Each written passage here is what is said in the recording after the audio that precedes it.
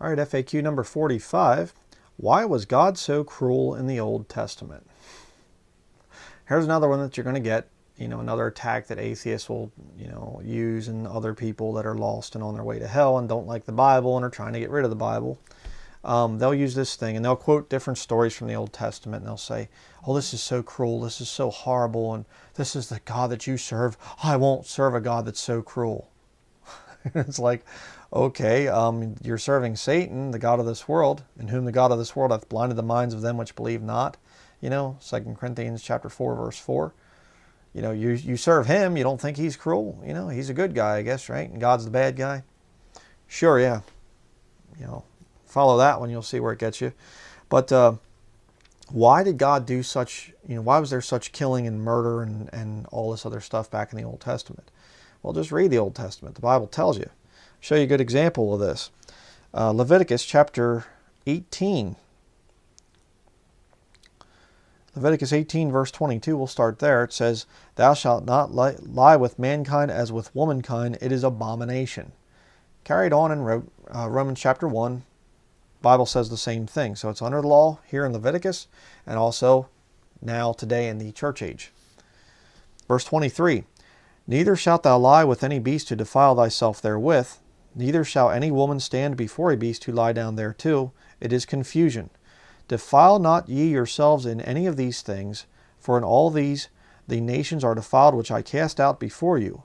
And the land is defiled, therefore I do visit the iniquity thereof upon it, and the land itself vomiteth out her inhabitants. Ye shall therefore keep my statutes and my judgments, and shall not commit any of these abominations, neither any of your own nation, nor any stranger that sojourneth among you. For all these abominations have the men of the land done, which were before you, and the land is defiled, that the land spew not you out also when ye defile it, as it spewed out the nations that were before you. For whosoever shall commit any of these abominations, even the souls that commit them shall be cut off from among their people. Therefore shall ye keep mine ordinance, that ye commit not any one of these abominable customs, which were committed before you, and that ye defile not yourselves therein. I am the Lord your God. There is a very simple thing. Nature, even if you want to take God completely out of the picture, which obviously I don't do as a Bible-believing, preacher here, but, even if you want to take God completely out of the picture, the natural world can only take so much wickedness from man. Man comes in and says, we want to rape the land to get the goods out of the land, so we're going to do strip mining and blast high pressure water into the side of the mountain. Oops, it's created mudslides and it goes down and wipes people's homes out. Or we want to do hydro fracking and push chemicals down under the earth and create fractures within the shale layers like they do down in Pennsylvania, and then we can get the gas out and then we'll just seal it up and everything's fine, except for the fact that you're destroying the water system then. And my wife and I used to live in a place that was above old gas wells, and our water was just absolutely terrible. It was clear, and when you'd bring it out of the tap water, and within about, I'd say maybe 10 minutes, the water was yellow, bright yellow. So don't tell me, oh, that's that fracking stuff, that's gas land, all this stuff. That's not true. Yeah, it is. And you see, man, in his sin of greed, will destroy the environment. And what happens? The land vomits the people out. You can't live in those areas anymore. And with perversion, sex perversion, you might not be destroying the environment per se, but what happens is you become so wicked and so filthy in God's sight, God says, okay, I'm just going to destroy you. And you see that with a lot of these sodomite, parades and everything else like that. There are tornadoes that'll come in and do things. And you say, well, why would God do that to people? Why, that's so cruel.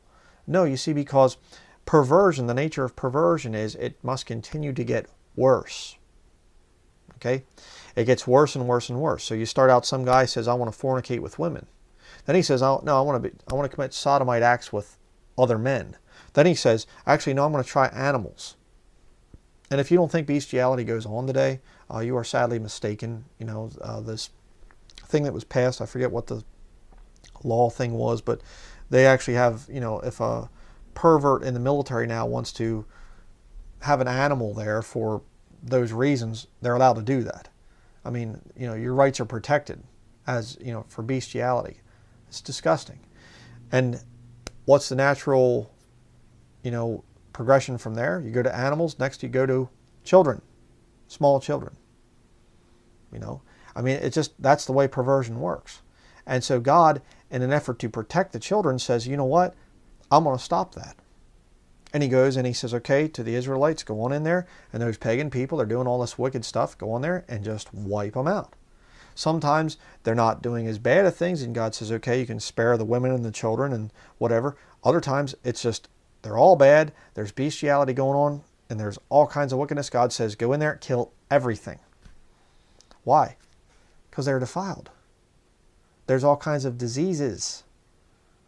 What about all the sexually transmitted diseases that are out there? I mean, it's oftentimes God's mercy to, what was going on there in the Old Testament, go in there and wipe that stuff out so it doesn't spread out.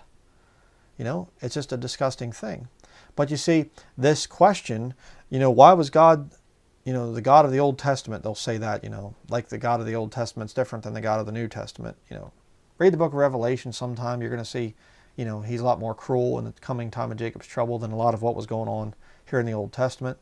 It's the same God, by the way. But why is God so cruel sometimes? Well, these people are living in delusional fantasy land. Okay, kind of like they're thinking to themselves, if we could just get rid of God, then things would be okay. No, because those people that live without God or reference to God oftentimes are not oftentimes, they are always more cruel than those who believe in God.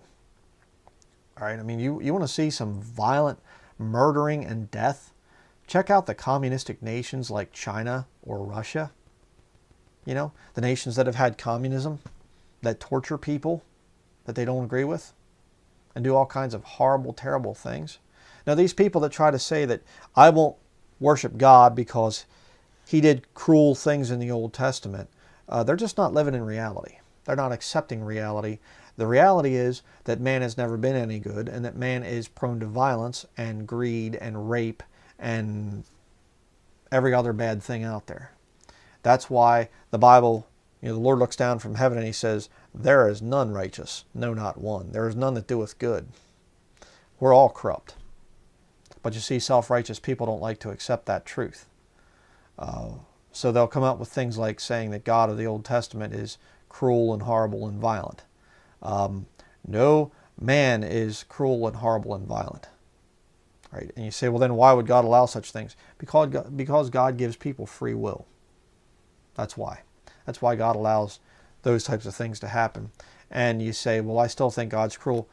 Then why did he allow his son to die on the cross to pay for your sins? Why would he be willing to overlook the sins that you've committed and put them on his son? That's a sacrifice. That's called love. True love. So don't tell me about God being cruel when you've rejected his son. That's insanity.